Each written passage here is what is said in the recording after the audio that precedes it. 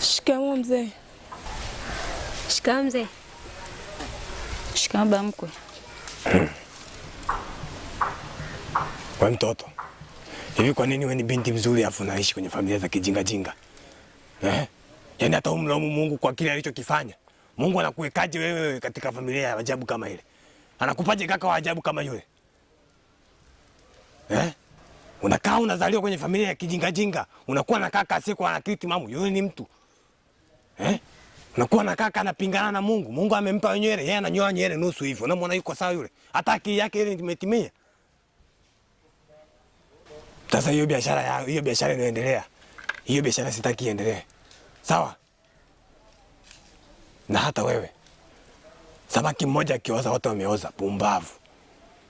Nini unaniangalia na wewe unaangalia unakaa unaweka macho hapa. Toka hapa. Pita wewe mjinga wewe.